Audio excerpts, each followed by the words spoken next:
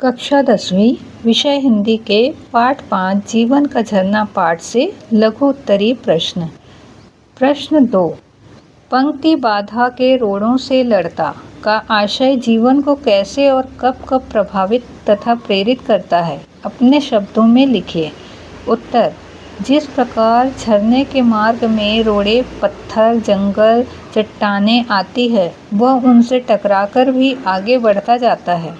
मानव जीवन की बाधाओं से पूर्ण है। उन पर विजय प्राप्त करना ही जीवन का उद्देश्य होना चाहिए, तभी सफलता मिल सकती है। प्रश्न 3। मानव जग दुर्दिन की छड़ियाँ गिन गिन कर कब मृत हो जाएगा और क्यों? उत्तर। मानव जिस दिन निष्क्रिय हो जाएगा, उसका जीवन समाप्त हो जाएगा। निष्क्रियता या अकर्मण्यता का अर्थ है दुर्दिन।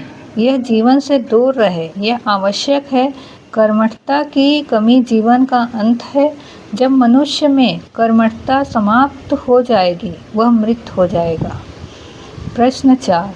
सुख और दुख के मनोभावों से बंधा हुआ जीवन आगे बढ़ता है। हमारे परिवेश में इन भावों की अनुभूति हमें होती है। ये भाव हमारे व्यक्तित्व के विकास को कैसे प्रभावित करते हैं? अपने विचारों को तर्क सहित रखिए। उत्तर।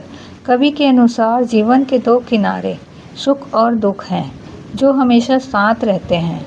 हम उन दो किनारों के बीच जलधारा के समान गतिशील रहते हैं। इन भावों का हमारे व्यक्तित्व के विकास पर गहरा प्रभाव पड़ता है। हमें झरने से समान गतिशील होकर कार्य करना चाहिए। प्रश्न 5। कविता में यह साफ झलकता है कि झरना पहाड़ के अंतर से फूटकर विभिन्न बाधाओं से लड़ते हुए आगे बढ़ता है। मानव जीवन भी ऐसा ही होता है या इससे अलग? अपने विचार तर्क सहित रखिए। उत्तर। मानव जीवन में भी जन्म से अंत तक अनेक बाधाएं आती है। कभी उतार चढ़ाव आते हैं, कभी जीवन सीधा सपाट चलता है। जीवन में बचपन, यौवन, वृद्धावस्था ये पड़ाव भी आते हैं। जो जीवन में पिछली बातों को भूलता है, वही आगे बढ़ सकता है।